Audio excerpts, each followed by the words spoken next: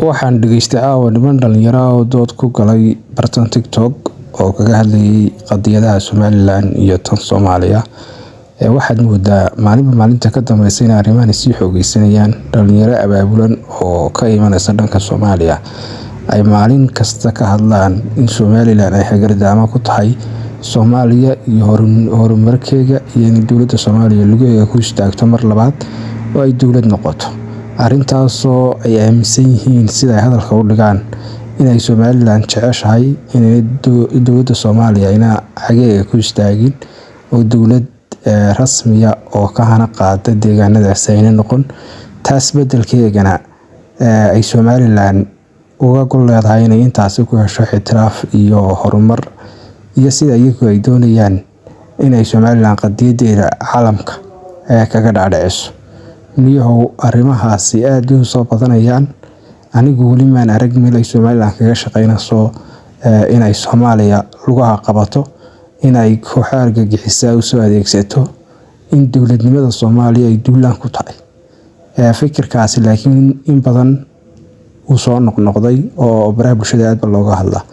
Waxaan u sheegaynaa markaa dhalinyaradaas waa niman yahow qadiyada la soo hayaa waa Somaliland iyo Soomaaliya. Waxaan isku darsanay hadii isku fahmi weynay deedina tiina dhista annaguna taayadaan dhisano aynu noqono laba dowladood oo geeska ku wada nool oo ma garanaysaa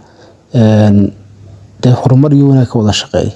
Hadday taasi deeqi weyday inaad maalinba qodob soo qaadataan oo qodobo been abuur soo sameysaan oo aad umada jahwareerisaan oo walaaltinimada iyo waxa la isku yahay aad meesha ka saartaan oo xitaa magaca Soomaalinimada aad meesha ka saartaan oo tira qofka fikirka Somaliland aaminsan Soomaali maaha.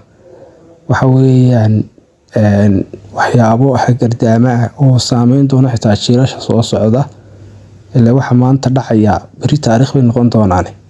Waa nimayo ka waantooba doodo hadii ay tahay Somaliland iyo Soomaaliya waxba isku darsadeen way isla fahmi waayeen maanta laba dowladood oo kala madax bannaan bay noqdeen. Siday shalayba waayeen laba gobol oo isku tagay maanta waxay noqdeen laba dowladood oo kala madax bannaan. Haddii aad ka hadlayso Soomaali in la isku keenana shantii Soomaaliyeed la wada baadi goobo Djibouti meel bay taagan tahay, qaar Kenya haysata, qaar Ethiopia haysata. Somaliland waa tan Soomaaliyada koonfureedna way ninkaas soo xoroobo Al-Shabaab iyo intaas ka soo kicisaan Ethiopianka aynu markaa ka wada shaqeynayno in Soomaalinimadii doono. Haddii ay tahay laba gobol oo mar dambe soo noqonayana arrintaas ma dhacayso. Mowqifkaana waxa qaatay dadkii markii hore la yimid halkan in ay midnimo uga ololeeyaan. Marka propagandada iyo beenaha la faafinayo hal joojiyo bilaa caleg.